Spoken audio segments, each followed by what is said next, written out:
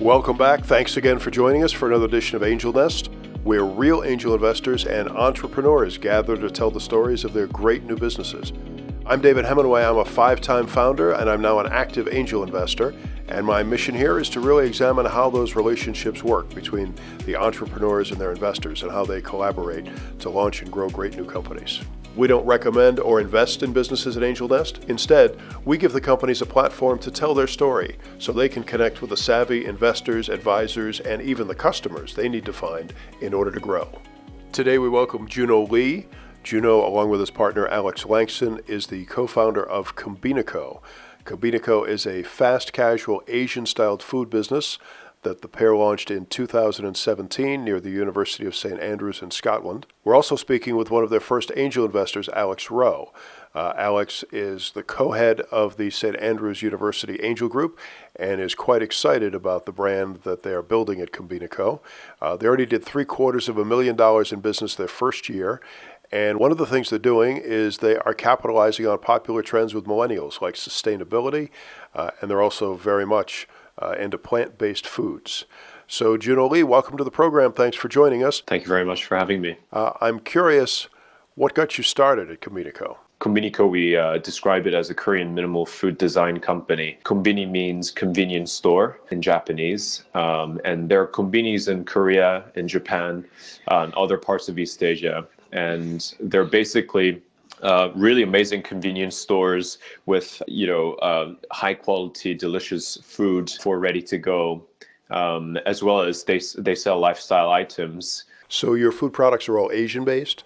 We have a food sort of product category called beanie bowls. And the idea is that you have a compostable bowl and underneath you have multigrain rice. And on top, you've got different colorful vegetables and proteins. So the heritage is really rooted in Korean culture. And I'm fully Korean myself. Alex is half Korean and he's half British. He's a Korean Hawaiian, actually. Sort of we wanted to do something with Korean culture and build a platform where we can introduce more wonderful things that we felt about Korean culture and especially through food. So this is why we decided to start a food and beverage company.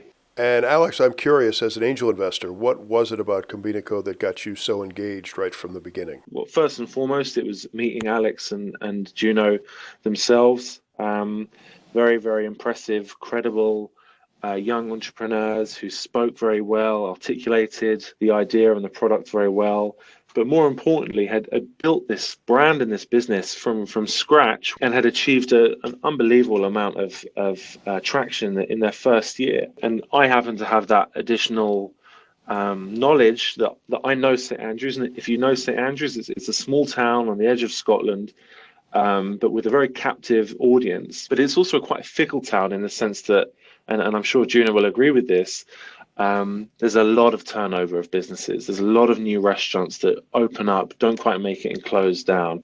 And I've seen that a lot over the years. And so for me to instantly see a concept like Combinico, which hasn't just stuck around, but is thriving, immediately, sent me a signal that this is something worth considering. Because I know and I can see that they've built this brand and this concept to £500,000 worth of sales in the first year alone in a town that it's really very difficult to do that. Juno, you and your partner, and I want to clarify, Alex Langston is your partner, not Alex Rowe, who is your angel investor, who we're also talking with today.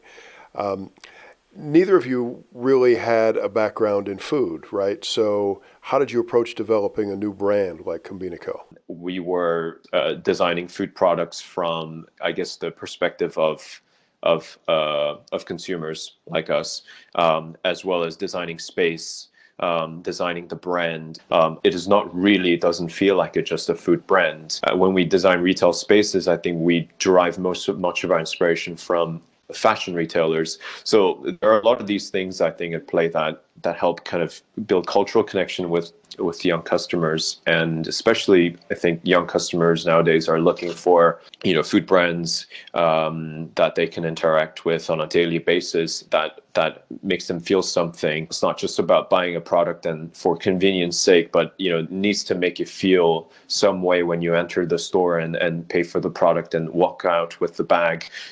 We understand the sentiment, and this is why we think that our market is really university towns and cities. So it seems like targeting college towns might be a pretty smart strategy, right? They're known to be pretty prosperous and fairly immune to the economic cycle. So it's been a year and a half since we launched. We now have 2 stores. They're both in St. Andrews. And going forward, we're looking to establish mainly university towns and cities across UK and ultimately in the US. So our next market is Edinburgh. We're currently working on establishing our flagship store here. Just this week, we closed the most recent investment round so that we can fuel our growth in Edinburgh. And in the UK, there are cities like Durham, which is a university town, like St. Andrews. Oxford and Cambridge would be other examples. In the US, there are a lot of cities and towns like this. All the Ivy League college university towns like Princeton or Ithaca, New York, where Cornell is, Cambridge, Massachusetts, in Boston. These are, I think, all the places that we can do exciting things in. Alex, I know you're a big part of the St. Andrews Alumni Investor Group, and you're very excited about that. Can you tell us a little more? In London, we've been trying to build this St. Andrews alumni-based investor group, which is really designed to try to grow and enhance the ecosystem of capital and entrepreneurialism around the University of St. Andrews, such that companies like Combinico with founders like Juno and Alex, who have a great idea, a great product, but sometimes want just that little bit of extra help in accessing capital and accessing expertise as well. That's really what we want to try and do. That's what we're going to try and create with the group. When I first spoke to the guys, it was firstly, we want to help. This is exactly the kind of business that we want to help as the group grows. It's a revenue generating business with a very strong product, a very strong brand that really has a very strong customer base in St. Andrews, and is a company founded by 2 very impressive alumni entrepreneurs that we want to be able to help and that we want to be able to support, that are fundamentally extremely investable. I was really happy to introduce the guys to some of those within our network who went on to invest. And I'm glad to say that one in particular, the chairman of our group, went on to invest a 5-figure sum. Juno, how do you think Combinico can grow? Why do you think that the success you've had at St. Andrews can be replicated in other markets? For us, big motivation was to sort of create Combini as a brand in the long run, where people can point to and say it started from St. Andrews, and it perhaps catalyzes more applicants who are Combinico customers or around the world. I think that would be really exciting. So this is why we look at US as sort of ultimately our market, because a majority of our customers are Americans in St. Andrews. And I guess there are a lot of Americans in St. Andrews, but there are more, proportionally speaking, there are more Americans that come to Combinico than, the sort of the proportion of the total population in St. Andrews. So I think it says something there first.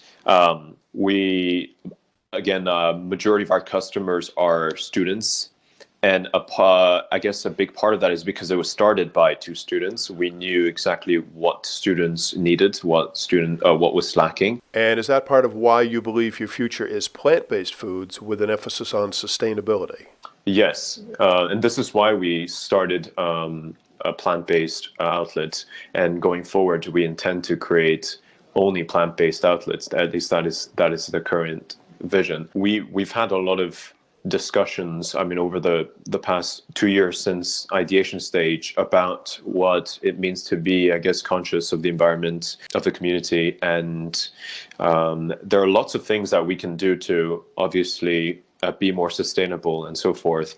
But we've kind of settled that there's nothing more we can do that would be more impactful positively than to create an iconic brand that delivers products that are exciting and happen to be plant-based, because you can't really point at a fast casual food company that really does that well, and especially with a strong culinary heritage, a Korean culinary heritage. So that I guess notion really excited us, and that's why we're pursuing it.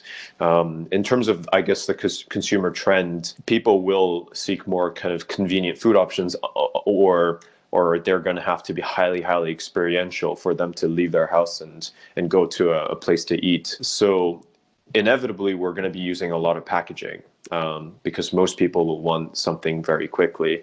If not, they're sitting for hours in a highly experiential restaurant. So packaging will be at the core of our business, and we try to invest in compostable packaging since day one, and try to create volume so that we can negotiate price down the line. And so yeah, that's been, I guess, a big effort from the day one. As to a few weeks into it, we're changing plastics to compostable packagings.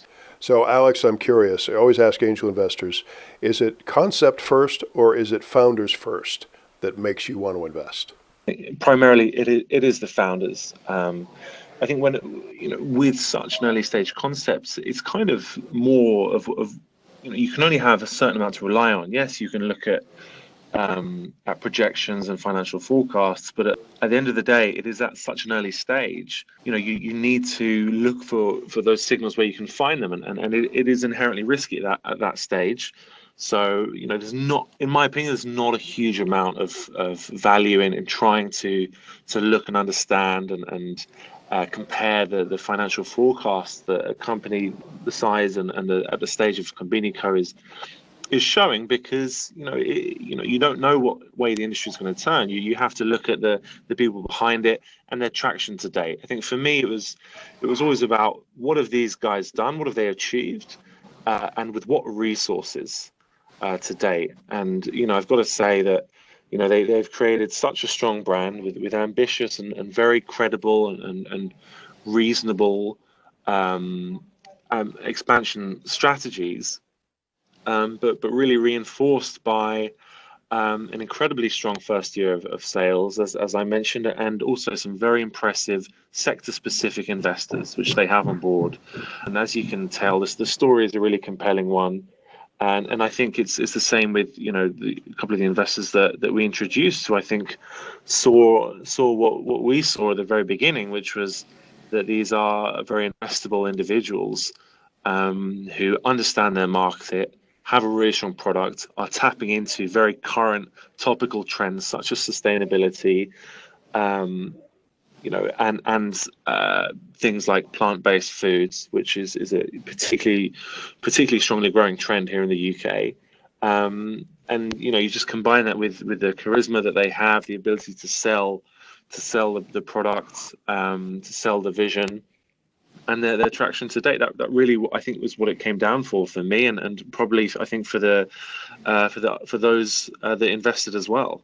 Well, I want to say congratulations to both of you. Combinico sounds like a very exciting business, and I really want to thank you both for sharing your insights with us today. Best of luck. Thank you very much. Really appreciate it. Thank you. And thank you for listening to this episode of Angel Nest, talking about Combinico with Juno Lee and Alex Rowe.